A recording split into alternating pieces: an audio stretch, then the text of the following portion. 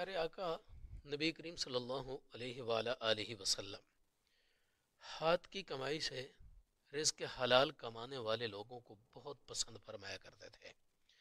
इनकी हर तरीके से दिलजोई फरमाते, इनके साथ बड़ी मोहब्बत के साथ पेश आते और बहुत सारी दुआओं से ऐसे लोगों को नवाजा करते थे।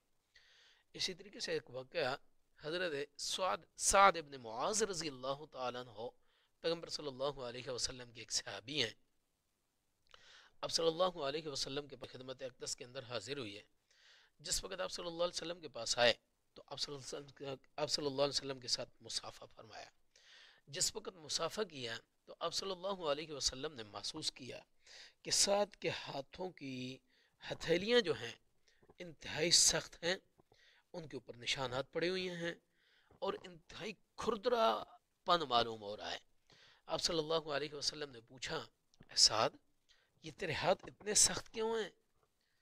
साद इब्न मुआज़ रज़ी अल्लाह तआला अन्हु अर्ज़ करने लगे, अल्लाह के पाक पैगम्बर, मैं एक मज़दूर आदमी हूँ, गरीब आदमी हूँ और अपने बच्चों का पेट पालने के लिए अपना ज़रिया मुआश मेरा जो है मेरे हाथ की कमाई है। मैं खेत के अंदर और बाग के अंदर काम किया करता हूँ, कुदाल वगैरह चलाता हूँ और ज़मीन को खोदना पड़ता है।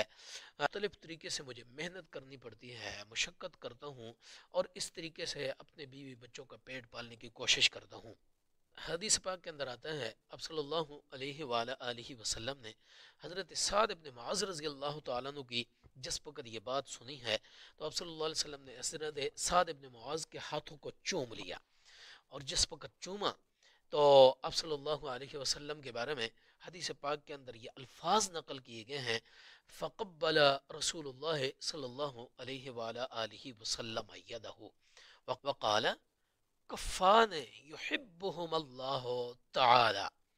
अब सल्लल्लाहु अलैहि वसल्लम ने हज़रत साद इब्न मुआज़ के हाथों को मोहब्बत के साथ चूम लिया और इरशाद फरमाया कि अल्लाह भी ऐसे लोगों के साथ मोहब्बत फरमाया करता है और अल्लाह भी इस तरह मेहनत करने वाले लोगों को पसंद फरमाया करते हैं। और फरमाया अल्लाह तबारक व तआला की ज़ात को भी इस तरह की ये दोनों हथेलियाँ बड़ी पसंद हैं। अल्लाह भी ऐसी हथेलियों को, ऐसे हाथों को पसंद फरमाया करते हैं जो मेहनत करते हुए थक जाते हैं, जो मेहनत करते हैं और मेहनत करते हुए अपने सिलसिले रोज़गार बनाते हैं। ये साद इब्न मुआज़ रज़ी अल्लाह तआला अन्हु हज़रत मुआज़ इब्न जबल रज़ी अल्लाह तआला अन्हु के बेटे नहीं हैं, बल्कि एक और साद इब्न मुआज़ रज़ी अल्लाह तआला अन्हु है।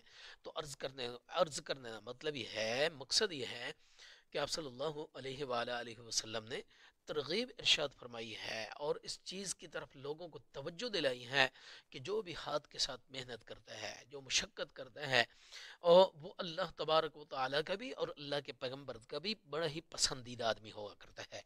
याद रखिए, शरीयत इस्लामिया ने, आप सल्लल्लाहु अलैहि वसल्लम ने और शरीयत ने कोई भी ऐसा पेशा जिस पेशे की वजह से इंसान हलाल तरीके से अपनी रोज़ी कमा सकता है, अपना रोज़गार तलाश करता है, अपने घर वालों का पेट पालता है, अपनी बीवी बच्चों का नानो नफ़क़ा पूरा करता है हलाल तरीके से, कोई भी पेशा अपनाने से शरीयत ने मना नहीं फरमाया। शर्त यह है कि वो हो हलाल का।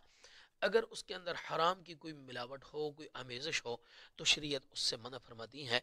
हम देखते हैं कि अम्बिया अलैहिस्सलातु वस्सलाम की जमात जो है, अल्लाह तबारक व तआला ने उनको मनसब नबूवत के ऊपर फ़ाइज़ किया था, लेकिन मनसब नबूवत के ऊपर फ़ाइज़ होते हुए हज़रत अम्बिया अलैहिस्सलातु वस्सलाम ने मुख्तलिफ़ तरीके से अपने घर वाले लोगों के लिए मेहनत भी की है, मुशक्क़त भी की है, मुख्तलिफ़ पेशे भी अपनाए हैं।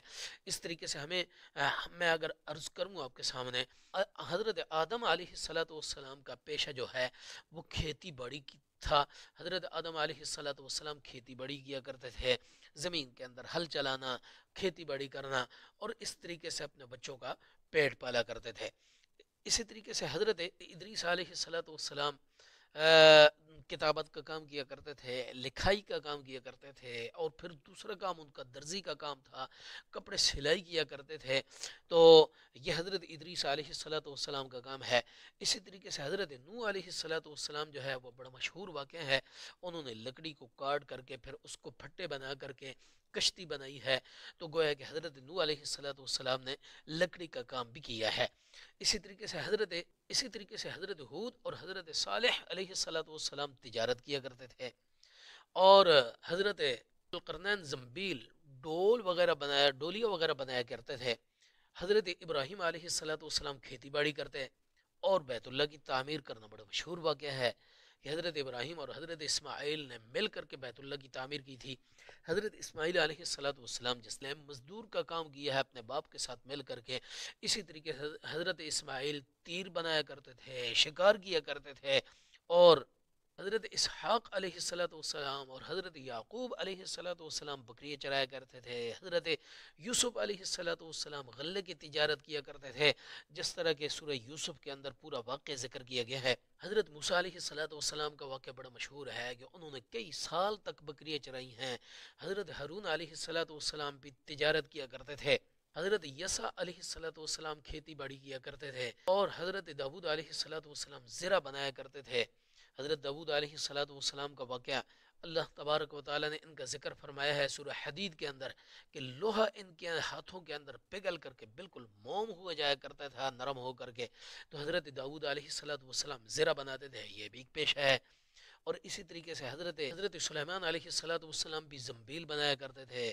حضرت سلیمان علیہ السلام جس طرح بادشاہ تھے، بادشاہ ہوتے ہوئے بھی زنبیل کا کام کیا کرتے تھے۔ حضرت زکریا علیہ السلام بڑائی اور لکڑی کا کام کیا کرتے تھے، اور آخر کے اندر جناب نبی کریم صلی اللہ علیہ وآلہ وسلم جو آقا دو جہان ہیں، امام الانبیاء ہیں، شفیع المذنبین ہیں، کائنات کا دولہ ہیں، میرے آقا کریم صلی اللہ علیہ وسلم کے بارے میں بچپن کے اندر کتنا مشہور ہے کہ حضرت ختیجہ رضی اللہ تعالیٰ عنہ کو سامان لے کر کے آپ نے تجارت بھی کی ہے، اور منڈیوں کے اندر جا کر کے سامان بھی فروخت کیا ہے، پھر کئی سال تک آپ صلی اللہ علیہ وسلم بکریاں بھی چرایا کرتے تھے۔